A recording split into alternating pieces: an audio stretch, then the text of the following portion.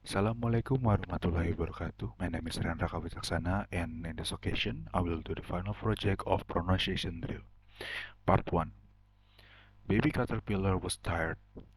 All summer long, she had been traveling slowly through the green world where she lived, and feeding on the green leaves that grew near her home.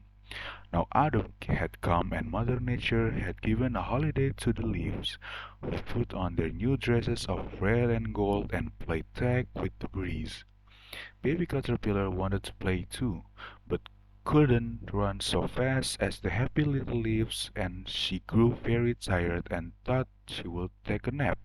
So she found a cozy place among the branches of a grapevine and made herself a soft, silky blanket, and she rolled herself away within it, and then, in her queer little cradle, went to sleep. One night, one night, late in the fall, Jack Frost came over the hill. He spied the cradle swinging to and fro, and began to play roughly with it, for he is a roguish little fellow, and touches everything that comes in his way. But the warm blanket hid the little sleeper so that Jack could not find her. By and by King Winter came, singing beautiful snow blankets to Mother Nature's flower babies. He gently rocked the cradle as he passed and whispered, "Sleep, baby, sleep. You have no need of my blankets." At last spring came with the sunbeams, the best and the merriest of the Mother Nature's helpers. They awoke the flowers from their long winter nap, and called the birds and the brooks to begin their songs. When they came to the little brown cradle, they stopped to rest, and the baby caterpillar began to get very warm under the thick blanket. She woke up and stretched herself, and her cradle broke, and she came out to greet the spring. But what changed?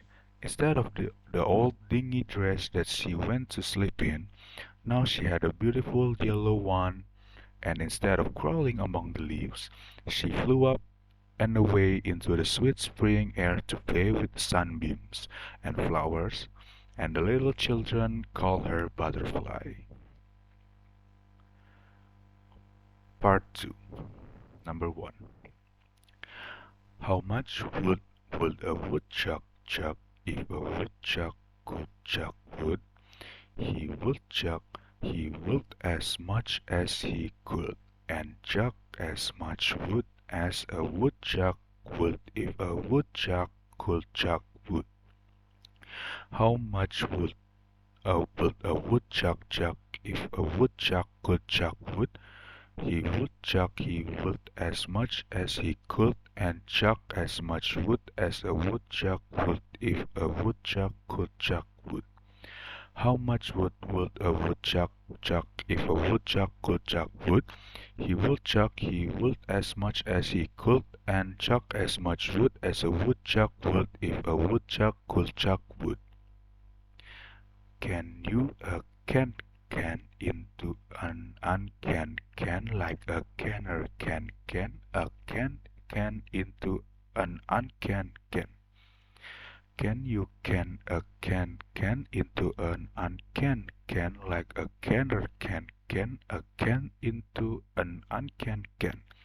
Can you can a can into an can like a canner can a can into an can?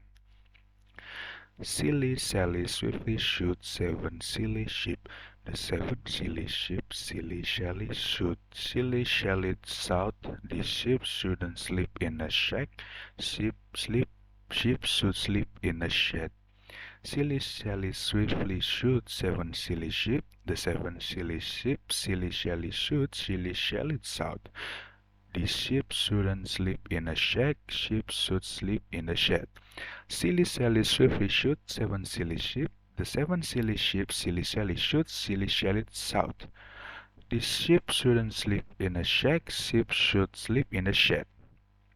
All I want is a proper cup of coffee made in a proper copper coffee pot.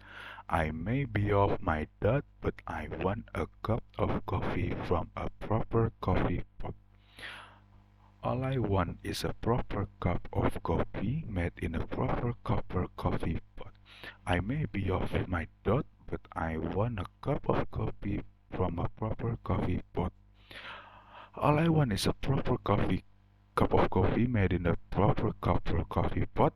I may be off my dot, but I want a cup of coffee from a proper coffee pot. Amidst the mist and the coldest frost, with stoutest wrists and loudest boots, he thrusts his fist against the post, and it still insists he sees the ghost. Amidst the mist and the coldest frost, with stoutest wrists and loudest boots, he thrusts his fist against this post, and still insists he sees a ghost. Amidst the mist and the coldest force, with stoutest fists and loudest boasts, he thrusts his fist against the post and still insists he sees a ghost. Thank you and wassalamualaikum warahmatullahi wabarakatuh.